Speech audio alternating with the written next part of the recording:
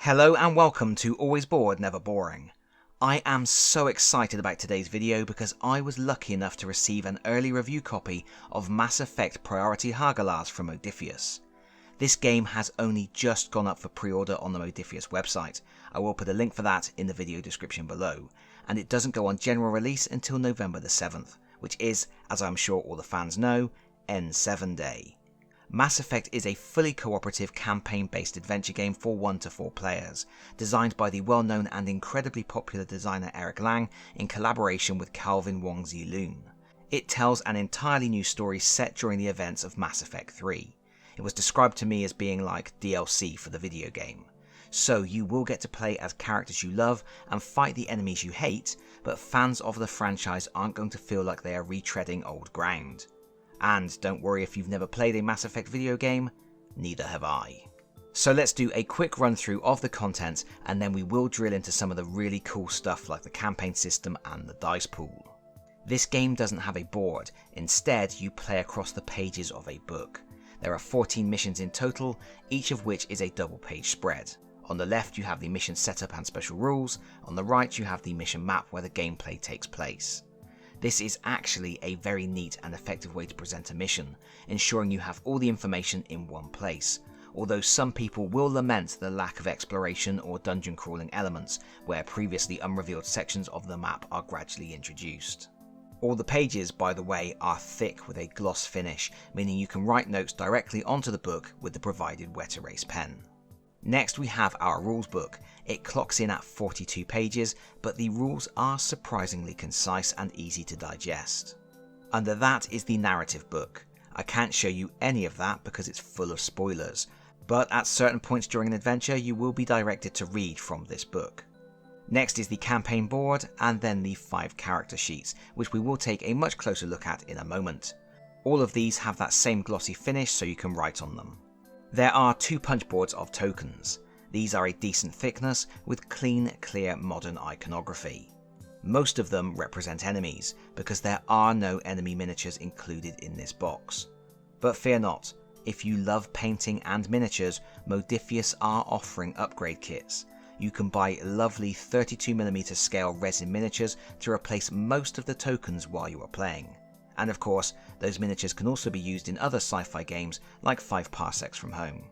Beyond all the sheets we have a vacuum formed insert with a clear lid embossed with the Alliance insignia. That's where you will find the strategy dice, which are the heart of the system. These are good and chunky with engraved designs and they should stand up to plenty of wear. There are 12 regular dice and then 2 blue Paragon dice. There are also some delicious jelly cubes. These are used for tracking health, shields and other character abilities. Please note, my lawyers have advised me to clarify they are not really made of jelly and they are not for human consumption. Spoil sports. There is also a cloth draw bag. You will randomly draw enemy tokens from this during a mission.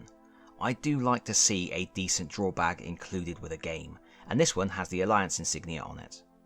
Then there is a deck of 64 hazard cards, 32 Cerberus, 32 Reaper. They have a smooth finish rather than a linen finish and measure approximately 64mm by 89mm.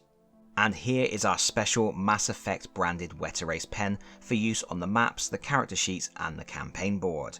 I think only including 1 pen is a bit stingy. It's easy enough to get more, but they won't be branded. Oh, and check out this big old wedge of plastic baggies. This is something I always really appreciate for games with lots of tokens. It makes life much easier. And finally, the miniatures. As I mentioned, all the enemies are represented by tokens, but you do get 6 plastic figures for your player characters. The set comprises male and female versions of Shepard, plus Garrus, Liara, Tali and Rex. These have a good amount of detail and decent poses, but there is a set of 6 resin miniatures available to replace them if you so wish. And that is it for components. It's a pretty compact offering. You aren't going to be drowning in miniatures, cards and tokens. But that does mean there isn't a lot of unnecessary bloat, and it's only going to take you a few minutes to set up a game and start playing. The plot is that a Cerberus research cruiser containing valuable data and prisoners has crashed on the planet of Hagalaz, just as a deadly storm is setting in. The only Alliance ship in range is the Normandy, meaning it's up to Shepard and his team to find and infiltrate the ship and then achieve one of 3 objectives. 1. access the data core to steal the research, although there is a risk that Cerberus will be able to salvage the ship after the storm has passed. 2. Overload the reactors, destroying the ship but also destroying all the research. Or 3. Boost the ship's kinetic barriers to ensure the ship survives the storm until the Alliance arrives to rescue the prisoners, although all hope of retrieving the research will be lost. These 3 distinct endings, each with their own pros, cons and moral dilemmas, sit at the end of the branching campaign map. And this is really neat. The game includes just 14 missions, 10 main missions and 4 loyalty missions, but in any given campaign you will play only a maximum of 5 of them. Furthermore, the ones that are available will depend on which teammates you favour and which path through the campaign you take. You start by selecting one of 3 distinct entry points, after which you will be able to select from 2 of the second level missions. After the second level mission, you may or may not have a choice of which of the final stages to tackle, depending on your previous choices. For example, if you played mission 2C, Encircled, you would then have the choice of playing either 3B, the mainframe, or 3D, Barrier Generator, while if you had played mission 2D, Running Hot, you would have no choice but to play the Barrier Generator finale. Once you have selected a mission, you have to select a team to accompany Shepard. There are 4 squad members to pick from, but an away team only comprises 3 of them. That means one character is always going to miss out on the action. However, you can restructure the team between missions, and you always make your selection after seeing what the next mission is going to be. Is it an enclosed environment packed with Reaper husks? Better bring Rex. Are there turrets, locked doors and terminals to hack? Make sure Tali is on the roster. And do note, the squad is always 4 strong. If you play solo, you control all 4 characters. If you play with 2 or 4 players, you divide the team up evenly, while in a 3-player game, 1 player will control 2 characters. For each mission, there are 3 possible outcomes. Every mission offers a hard path to success, a series of tasks that are difficult to overcome but grant better rewards. For example, in the mission Through the Breach, squad mates must sabotage 3 Cerberus transceivers, marked by objective tokens on the board. Then, Shepard or Tali must access a hard-to-reach terminal 4 times to decrypt some access codes, all while fending off 2 elite mechs that you need to keep alive. If you complete this path, you will gain a Paragon victory, which rewards you with future benefits and a special Paragon dice, which we will look at later. However, each mission also offers an easier path. In the case of Through the Breach, you would need to kill both of the elite mechs. If you complete this path, you gain a Renegade victory. The 2 types of victory are mutually exclusive. You can never achieve both, but you don't have to choose which one to play for at the start of the mission. You can start out going for a Paragon victory, realise you aren't going to be able to do it, and then switch to the Renegade path on the fly, which gives you a lot of freedom for how to approach each level. And while you won't get a Paragon dice, Renegade victories do come with their own rewards, namely Renegade tokens, which again we will look at in a moment when we talk about the dice pool. Of course, not every mission will end in success. Sometimes things go south, but failure is not the end. Oh, and as if that wasn't enough, each main mission also has a side quest you can attempt. In this example, our brave heroes can raid the Cerberus camp by collecting 6 loot tokens. Notice that for each objective there is an associated story paragraph to read in the narrative book. This is another really neat feature of the campaign system. Before and after each adventure, and whenever something of note happens within a mission, you will be directed to a paragraph in this book. The text here, which I'm not going to spoil, will reveal new secrets, progress the story of your adventure, and sometimes even give you additional rewards such as loot and the option to unlock a new character ability. After the mission, you will mark if you lost or if you gained a Renegade or Paragon victory. You record a number of war readiness points, basically a campaign score tracked at the bottom of your campaign sheet, and then you progress to the next mission. In other words, you will always move forwards even if you fail. Losing one mission doesn't tank the whole campaign, but it does lower your overall campaign score and means you will probably get a campaign ending that isn't as good. If that happens, you're going to end up feeling like a big stupid jellyfish. Additionally, between each of the main missions, you can undertake a loyalty mission. There is one loyalty mission for each squad mate, and they are entirely optional. If you complete one, that squad mate gets to unlock a special ability that is otherwise unavailable to them. Of course, with 4 squad mates and only 2 loyalty missions in any given campaign, it's impossible to unlock everyone's abilities, forcing you to make some tough choices. As such, the game does a pretty impressive job of squeezing a lot of replayability out of a very limited number of missions. Between choosing different paths, using different squad mates, unlocking abilities you haven't used before, going on different loyalty missions, completing Paragon or Renegade victories, replaying missions you previously failed, and trying to beat your previous best war readiness score, there is a strong incentive to dive back into the game repeatedly. And that replayability is essential, because the campaign on offer here isn't one that is going to impose on your gaming schedule for months. The suggested playing time for one mission is 45 to 90 minutes. I would say 90 minutes is the much more realistic estimate, so you could feasibly blitz through the whole story in one sitting. And I quite like that. I love the narrative elements of a campaign, the adventure, the emerging story, the development of characters, but I also have a packed schedule and I like to play a variety of games, so extended campaigns are often difficult to accommodate. With Mass Effect, I get all that good stuff in just 1 or 2 sittings, and I'm okay with that. The gameplay matches the campaign's brisk pace. Setup is quick, you open the mission book to the correct page and take note of which enemies you are facing, Cerberus or Reapers. You shuffle the relevant hazard deck and take all the listed enemy tokens and put them in the draw bag. There are 3 levels of enemies, so they will gradually get tougher as you progress through the campaign. You then set up the battlefield, placing loot crates, objective markers, doors, turrets, and adding a random enemy to each minion spawn point.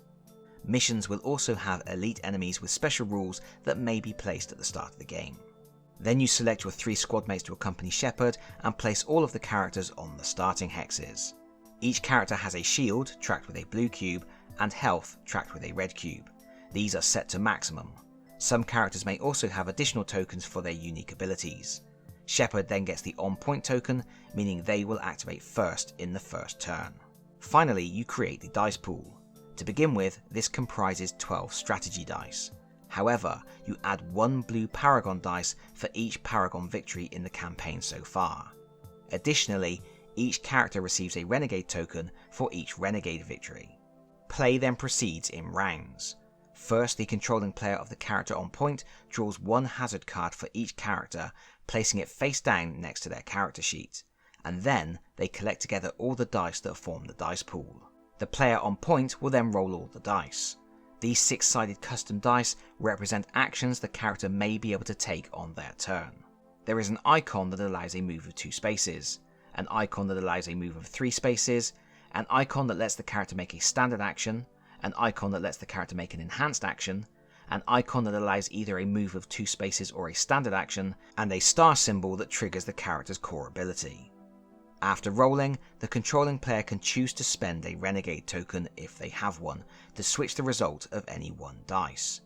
Then, the player counts up the core ability stars and follows the instruction on their character sheet for their core ability. My favourite character is Garrus the Sniper. For each star he rolls, he is allowed to advance his aim track 1 space, granting him more powerful ranged attacks.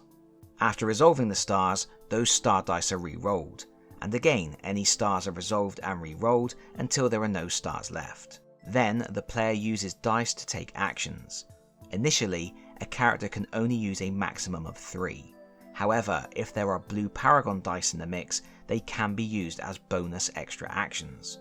So with 1 Paragon dice available, 1 character each round can take 4 actions instead of 3. With 2 Paragon dice available, 2 characters can each take 4 actions instead of 3, or 1 character can take 5 actions. To use a dice, you simply place it on a relevant slot on the character sheet. Every character has access to some basic actions. Move, for making basic moves. Mission, where they can allocate dice with the action symbol to perform mission-specific actions such as activating terminals or rescuing hostages. And Revive, which lets them use an enhanced action symbol, or a standard action symbol in Shepard's case, to revive an adjacent downed ally. Additionally, they will have 2 or more abilities, many of which also activate with dice. At the start of the campaign, only blue abilities are available. Additional abilities are unlocked as the campaign progresses, often by achieving objectives or killing at least 3 enemies in a single mission. However, some can only be unlocked once certain parameters have been met, such as unlocking specific abilities or completing a loyalty mission. Rex here starts with the ability Rex Not Happy. He can place a standard action dice or an enhanced action dice on this spot and then flip any of his rage tokens to their calm side to inflict 1 damage to each adjacent enemy for each token flipped. There is only 1 slot on this action, so it is limited to once per turn. He also has Shotgun Blast, which he can do up to twice per turn. He can place a standard action dice here to deal 2 damage to 1 adjacent enemy, or he can place an enhanced action dice here to deal 4 damage to 1 adjacent enemy. Later on, he may unlock the fitness ability. He can place 1 enhanced action dice here to flip a calm token to its enraged side and recover 1 hit point. Because the slot only shows the enhanced action symbol, you cannot trigger this ability with a standard action dice. And it is interesting to note, actions in this game are entirely deterministic. I believe Eric Lang refers to the system as random input, fixed output. You roll the dice to generate a random pool of available actions, so you may not always be able to do the thing you wanted to do, but once you do pick an action, the result of that action is guaranteed. If you use Shotgun Blast with an enhanced action, it's not a chance of inflicting 4 damage, it's a guaranteed 4 damage. As a result, your turn isn't about risk mitigation. It isn't about allocating an action and hoping you get the right result. It's about maximizing efficiency, selecting the right combination of actions from the available options and applying them in the correct order to be as effective as possible. I don't think this approach will be for everyone, but I really like it. Viewers will know that I love dice, but they hate me, and it's nice to be able to select an action safe in the knowledge that the outcome will be what I need it to be, and that my hopes won't be dashed with terrible rolls. And yet, because you have to roll the strategy dice first, you still can't be certain you will be able to achieve everything you want in any given turn. This approach makes the game feel more like a puzzle, an exercise in optimization, and you are often presented with tough choices due to the limit on the number of actions you can take or the options available to you. One thing to be particularly aware of is that damage doesn't persist on enemies between rounds. When you apply damage to an enemy, you put damage on their token. If the number of damage tokens matches or exceeds the enemy's shield value, they are destroyed. But if the enemy survives to the end of the round, that is, the end phase after the 4th and final squad mate is activated, then all of the damage is removed as the enemy's shields power back up. This encourages a lot of teamwork, as characters will concentrate their fire on the most powerful targets. Speaking of which, the elite units have multiple shields, and you must destroy each in turn.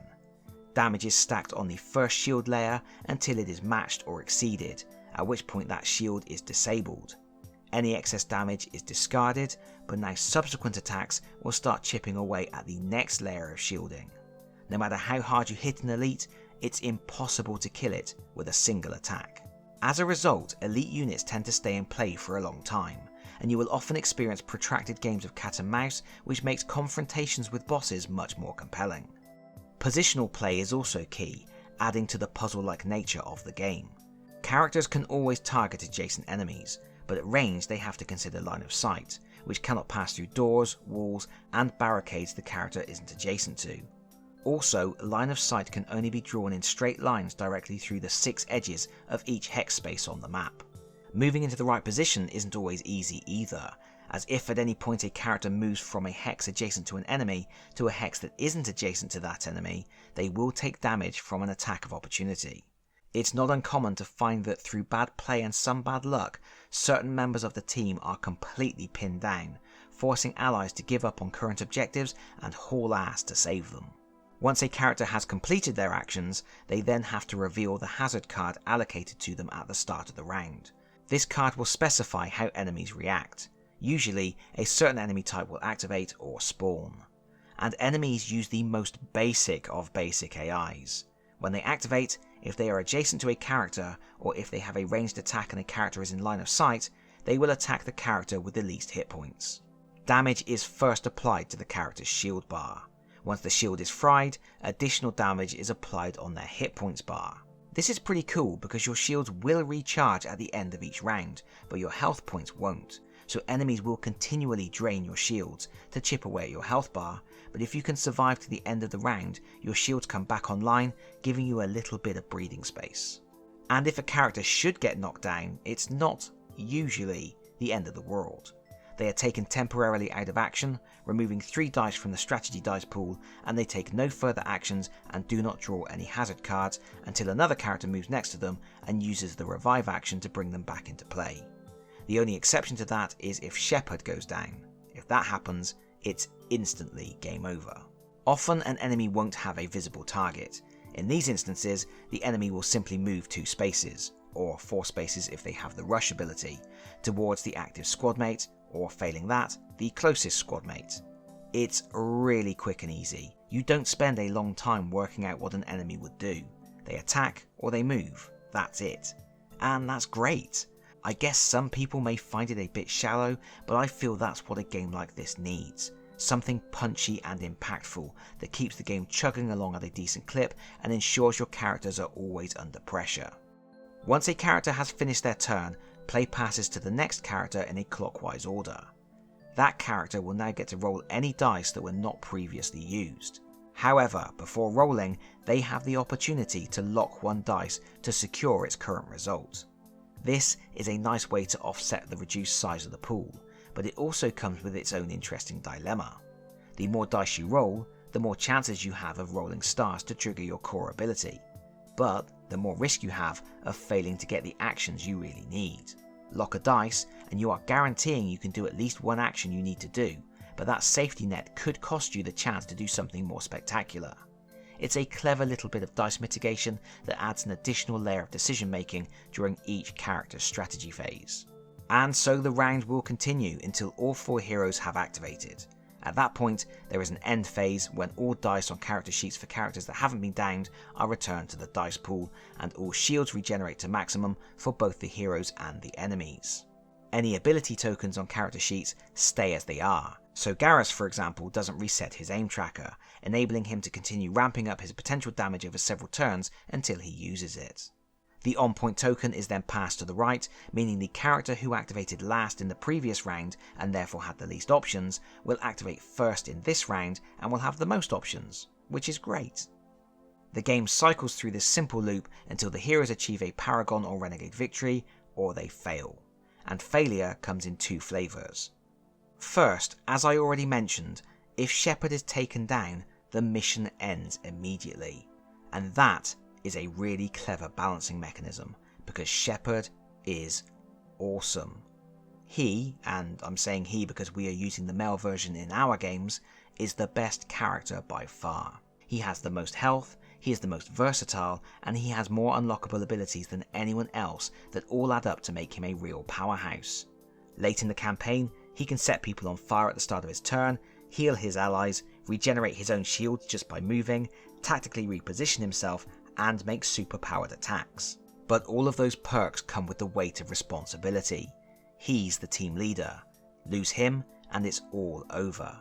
And that means he can never be reckless. You can't always rely on him to make the hero play, and sometimes you have to chuck everybody you can in front of him to make sure he survives the round. By contrast, the other squad mates are specialists. They each do something useful. They each do something that Shepard can do, but better. And none of them are dead weight on the team, but neither are they essential. They can be swapped out between missions, and if they go down, it's an acceptable loss. They are weaker, but their expendability is an essential component of the team dynamic, and that's just brilliant. The designers could have made all the heroes equally good. They could have nerfed Shepard or made the other heroes much better, but they found another way to create an interplay between the teammates that gives you something else to think about and also ensures that failure is always one bad decision away. The second way you can fail a mission is to run out of time. There is a storm coming and the team are on the clock. In the hazard deck, there are 3 escalation cards. As soon as you pull the 3rd one, you mark a space on the escalation track and reshuffle all of the discarded hazard cards into the hazard deck. As soon as you have to mark the 3rd space on the escalation track, in other words, as soon as you have pulled the 3rd escalation card for the 3rd time, your team is forced to make a tactical withdrawal. But that's the game. Obviously there are lots of little details I haven't covered here. Some characters can inflict biotic effects to weaken enemies, some characters can stun targets. You can find loot crates containing powerful one-use items such as Medigel packs, grenades, or intel that will let you unlock a character ability. There are special terrain types such as elevation, fire, leaking coolant, and gun turrets, and some enemies have unique abilities. It's all the usual sort of stuff you expect in games like this. And it's all super clean, super efficient, and fun. I like it a lot. It isn't hitting the highest heights for me, but it's really solid. A compact, muscular little game that doesn't do a lot but does everything it needs to do incredibly well. It's also very slickly presented, with great art and quality components. Some people may not be too keen on tokens for enemies, but it works well for me. You are constantly drawing enemies from a bag, and their stats are printed directly on those tokens, which speeds up gameplay. For that reason, as lovely as the resin miniatures are, I wouldn't consider upgrading. Drawing tokens, then switching them out for miniatures that you have to use with the token anyway to track its stats and abilities seems fiddly to me, and it would harm my immersion more than it would help. The miniatures are going to be very popular with collectors and sci-fi tabletop gamers though, I am sure of that. Unfortunately, I think the rules are a little bit gappy in places, with some rules being omitted or unclear, especially regarding how damage is applied to characters and how you should treat downed characters. A few more examples wouldn't have hurt at times. There is also one pretty serious editing mistake in the Garrus loyalty mission, where a special rule refers to Garrus using a precision shot ability. Unfortunately, Garrus has no such ability. He has an armor-piercing round ability and a concussive shot ability, but not a precision shot. My friends in the know don't recall any ability called precision shot in the video game, so I believe the designers may have created an ability called precision shot, but then someone, maybe someone from BioWare, stepped in and suggested a name change to stay in line with the IP. My assumption is that whatever the precision shot ability was going to be, it was changed into the armor-piercing round ability, but this is definitely a point for an FAQ. However, the core gameplay is excellent. The dice pool system works really well. It gives you a lot to work with, but there are still moments of tension as you desperately hope for that one symbol you need to complete your objective. And I do enjoy the certainty that comes from the deterministic abilities and the more puzzle-like gameplay they generate. The campaign structure is also very clever. You can play one mission as a standalone experience, string together 3 main missions for a short campaign, or play 5 missions for the full experience. And there is still plenty of reason to revisit Hagalaz to see what other secrets you can uncover and to unlock all of the different achievements. I guess the big question is, do you need to be a fan of Mass Effect to really enjoy this game? I would say no, but yes. Obviously fans are going to get more out of this than non-fans. There are constant references to people and places from the video games. Your mission briefings come from Hackett, Joker or Edie. The Cerberus and Reaper enemies are all going to be familiar, and I am told that all of the character abilities line up with upgrades from the video games, so characters should feel right when you play them on the tabletop. But none of that meant anything to me. I approached the game as someone excited to play a narrative, campaign-based, team-focused sci-fi dungeon crawler, and this game delivered. The team dynamic is superb. The way players have to help each other constantly is exciting. Everyone is powerful in their way, but nobody can ever go it alone. You are forced to work as a well-oiled machine, and the second you aren't thinking like that, things fall apart. And I love the way the game made Shepard special, made him feel like a leader, and made us all feel like we would do anything to keep that guy alive, or hold the line while he completed the objective. I was invested, and I would be invested if the Mass Effect board game line was to expand with another mission pack or some new characters. In fact, I really hope to see more characters. One of my favourite things in games like this is experimenting with character combos and learning how to do cool new things, and in the not too distant future I am going to take a closer look at all 5 heroes in this box to discuss what they do and why they might be your pick if you decide to venture to Hagalaz yourself. But for now, I think I've talked for long enough. Mass Effect Priority Hagalaz is available for pre-order right now, and you will find a link to the pre-order page in the video description below. And this is the point where I would normally say thank you for watching, but I have it on good authority, I can't use my usual outro, so, I don't really know what to say. I guess I should go.